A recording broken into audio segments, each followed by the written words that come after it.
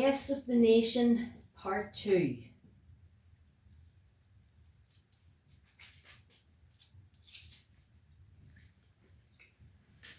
We had our tea one evening, and Hawkins lit the lamp and we all sat into cards.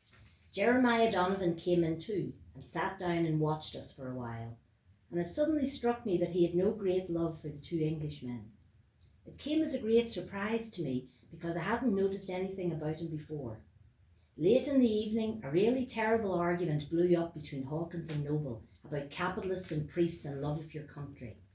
The capitalist, says Hawkins with an angry gulp, pays the priest to tell you about the next world so as you won't notice what the bastards are up to in this. Nonsense, man, says Noble, losing his temper. Before ever a capitalist was thought of, people believed in the next world. Hawkins stood up as though he was preaching a sermon. Oh, they did they? He says with a sneer. They believed all the things you believe, isn't that what you mean? And you believe that God created Adam and Adam created Shem and Shem created Jehoshaphat. You believe all that silly old fairy tale about Eve and Eden and the apple. Well, listen to me, chum. If you're entitled to hold a silly belief like that, I'm entitled to hold my silly belief, which is that the first thing your God created was a bleeding capitalist with morality and Rolls Royce complete. Am I right, chum? He says to Belcher. You're right, chum, says Belcher, with his amused smile, and got up from the table to stretch his long legs into the fire and stroke his moustache. So, seeing that Jeremiah Donovan was going and that there was no knowing when the argument about religion would be over, I went out with him. We strolled down to the village together, and then he stopped and started blushing and mumbling and saying I ought to be behind, keeping guard on the prisoners. I didn't like the tone he took with me, and anyway, I was bored with life in the cottage, so I replied by asking him what the hell we wanted guarding them at all for. I told him I'd talked it over with Noble, and we'd both rather be out with a fighting column. What use are those fellows to us, says I. He looked at me in surprise and said, I thought you knew we were keeping them as hostages. Hostages, I said. The enemy of prisoners belonging to us, he says, and now they're talking of shooting them. If they shoot our prisoners, we'll shoot theirs. Shoot them, I said. What else did you think we were keeping them for, he says. Wasn't that very unforeseen of you not to warn Noble and myself of that in the beginning, I said. How was it, says he. You might have known it. We couldn't know it, Jeremiah Donovan, says I. How could we, when they were on our hands so long? The enemy have our prisoners as long and longer, says he. That's not the same thing at all, says I. What difference is there, says he. I couldn't tell him, because I knew he wouldn't understand. If it was only an old dog that was going to the vets, you'd try and not get too fond of him. But Jeremiah Donovan wasn't a man that would ever be in danger of that. And when is this thing going to be decided, says I.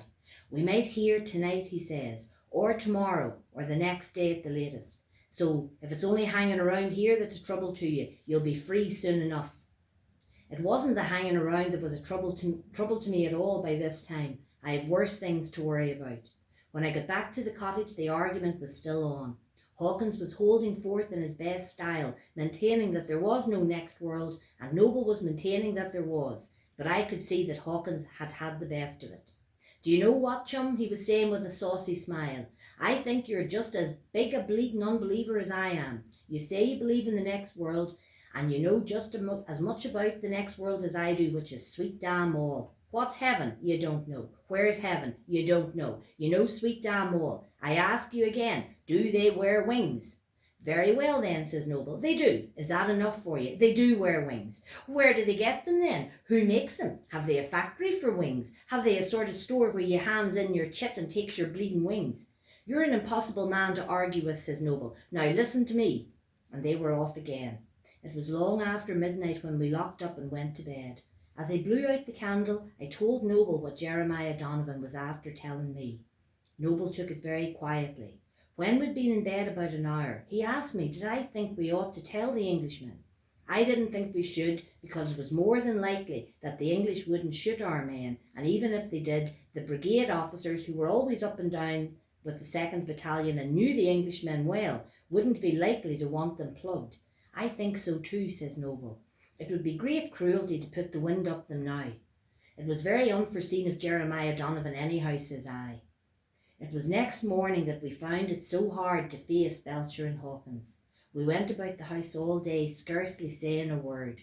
Belcher didn't seem to notice. He was stretched into the ashes as usual, with his usual look of waiting in quietness for something unforeseen to happen. But Hawkins noticed and put it down to Noble's being beaten in the argument of the night before.